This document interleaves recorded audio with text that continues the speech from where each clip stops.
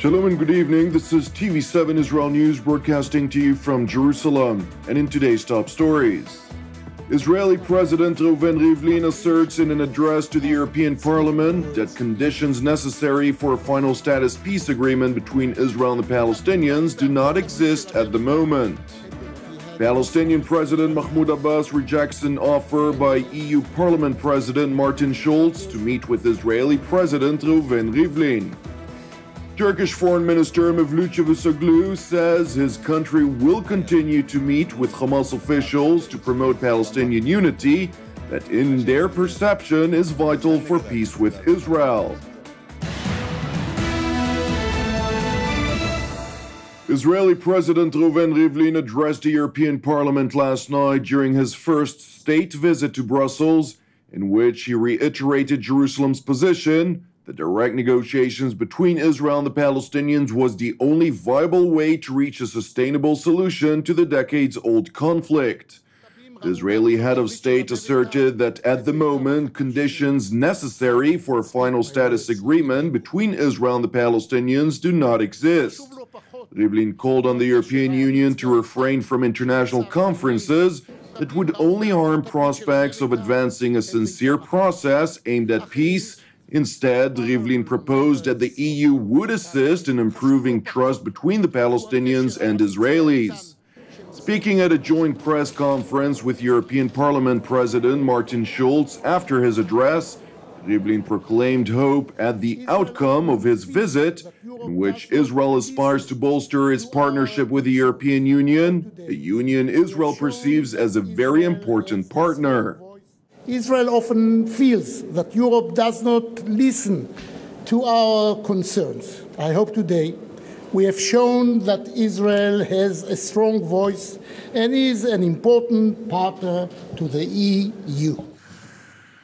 Prior to Rivlin's visit, European Parliament President Schulz offered to organize a meeting between the Israeli head of state and his Palestinian counterpart, President Mahmoud Abbas, who is also in Brussels on a state visit.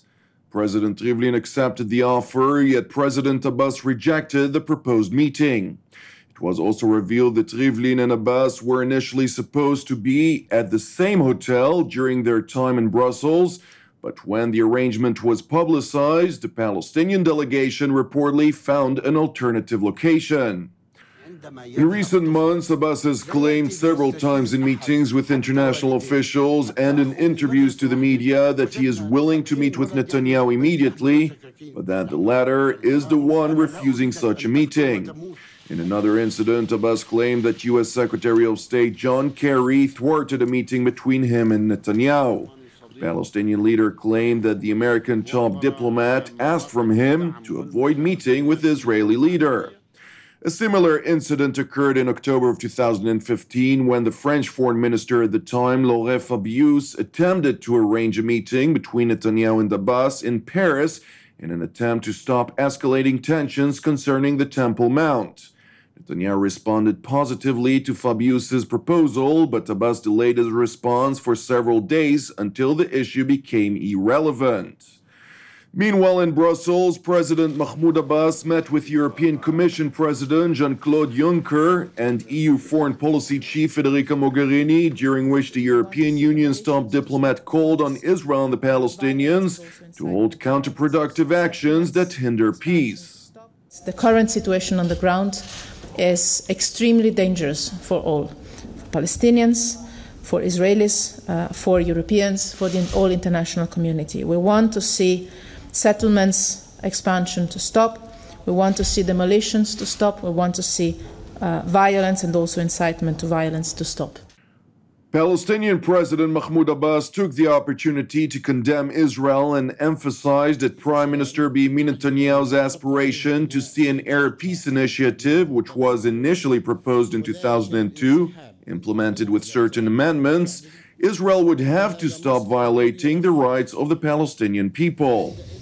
وإذا أرادت إسرائيل السلام مع جيرانها العرب فعليها إنهاء سيطرتها على شعبنا ووطننا أولا، وذلك بالانسحاب من أرضنا والاعتراف بحقوق شعبنا، وفي هذا مصلحة كبيرة لها فعندئذ سيكون من الممكن تطبيق مبادرة السلام العربية كما جاءت في مؤتمر بيروت عام 2002.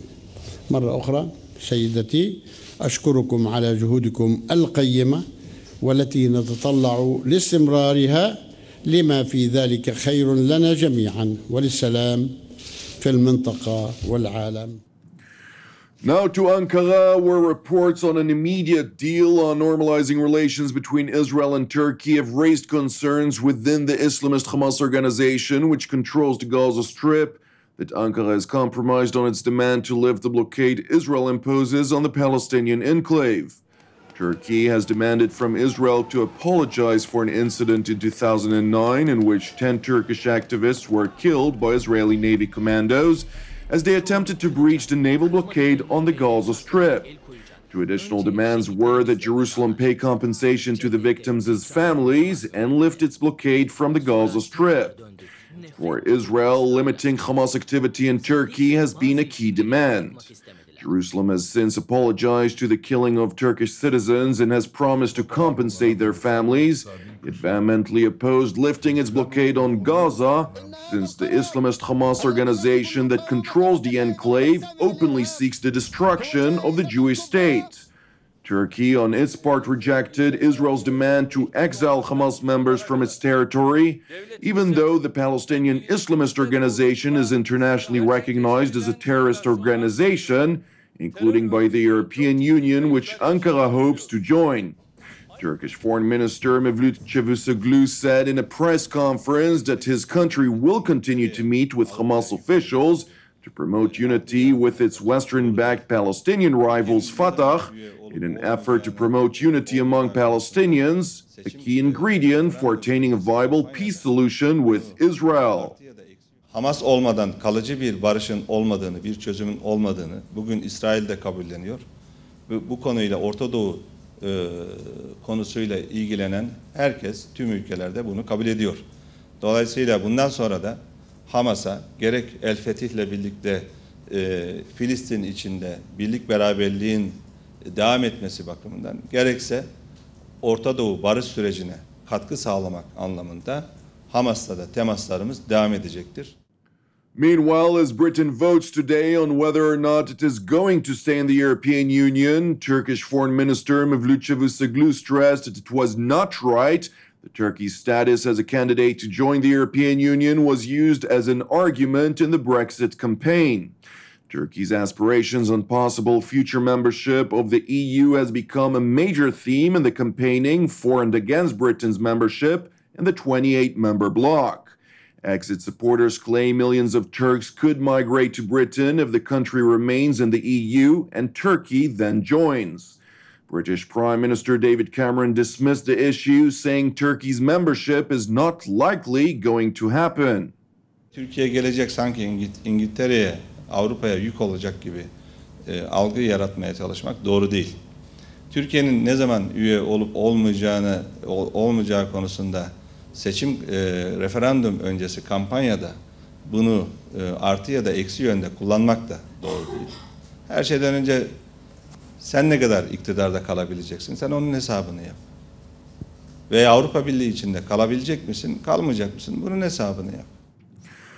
Meanwhile, in Jerusalem, senior officials said they were closely monitoring the developments in Britain and are waiting to see what the UK decision would mean for the Jewish state. Thank you for watching us. Due to Midsummer Day tomorrow, TV7 Israel News won't be broadcasted, but we will broadcast as usual the Jerusalem studio program, which will be about the American election and what it actually means for Israel. So from me, Jonathan Hassan, I'd like to wish you a Shabbat Shalom. Keep praying for the peace of Israel and the peace of Jerusalem.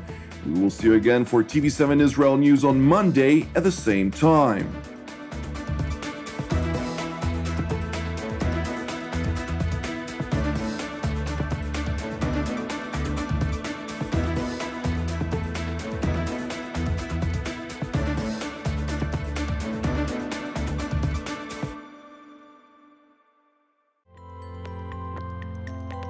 In order to donate to TV7 Israel News, please follow these simple steps.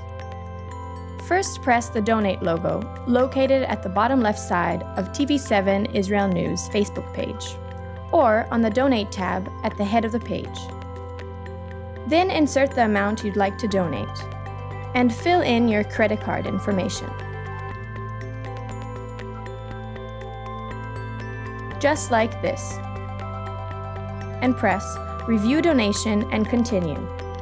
After reviewing your donation details, please press Donate to finalize your donation. That's it! Your donation is now complete, and an email with your donation details has been sent to your email address. You can also print your donation receipt by pressing the link here. Thank you for supporting TV7 Israel News.